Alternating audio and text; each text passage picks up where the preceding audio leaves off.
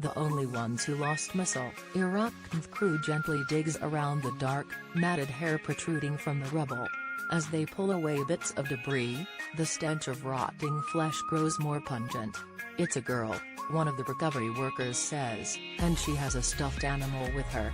Their painstaking work gives way to the mummified body of a small child, about 10 years old, curled up in the fetal position. Her corpse is little more than leathered skin and mangled bones. Her face is frozen in fear, eyes bulging, mouth wide open. The crew believes she was killed sometime during the battle for Mosul's old city, which ended nearly 6 months ago. No one knows who she is or where her parents are. The grey toy rabbit with blue spectacles and a pink sweater beside her is the only way any living family members would be able to identify her.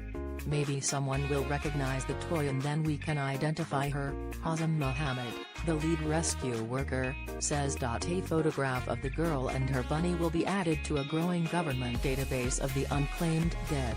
She is one of an estimated 10,000 people killed in the 9-month-long battle to recapture Iraq's second-largest city from ISIS, according to Mosul's municipality chief Abdul Sattar al-Habo. That figure isn't officially acknowledged by Iraqi forces or the United States military, which claims coalition airstrikes killed around 300 people in Mosul.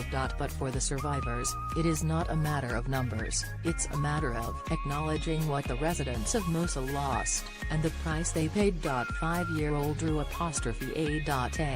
said this dollhouse was the most precious thing she recovered from the rubble of her house in the old city.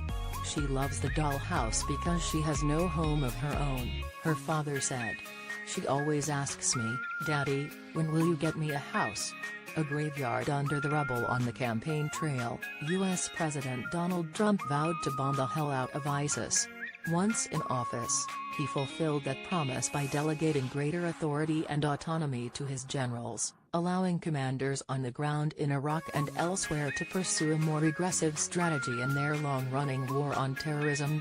It was a decision welcomed and applauded by Iraqi security forces, who suffered massive casualties in the first months of battle.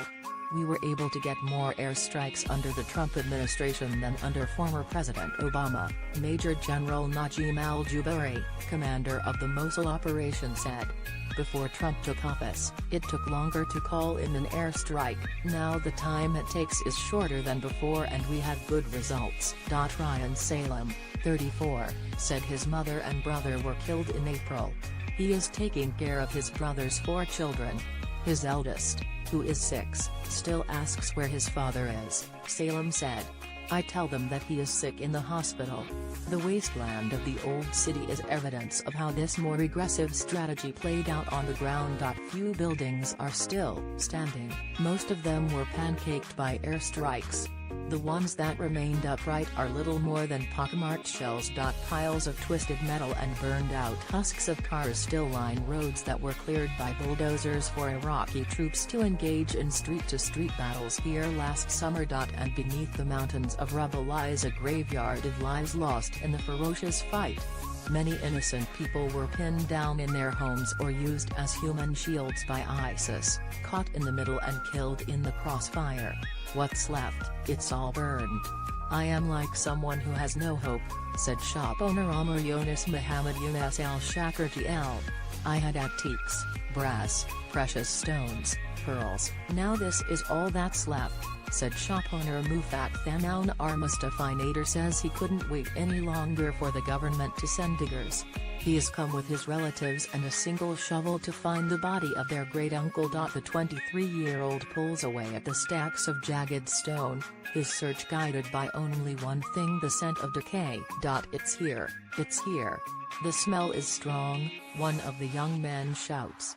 Another grabs the shovel and they begin the macabre work of uncovering the skeletal remains. Mustafa Nader, 23, is searching for his great-uncle's remains. He loved a Christian woman but they never married. He lived alone and died alone, Nader said. "What I remember most is he loved a Christian woman," Nader says of his great-uncle. "Her family wouldn't allow them to get married." The years passed and he became an old man, but he remained single. Until his last breath he was speaking of his love for her. Standing in the ruins of his historic home near the Tigris River in the Old City, Saeed Jarjiz cannot see how the so-called victory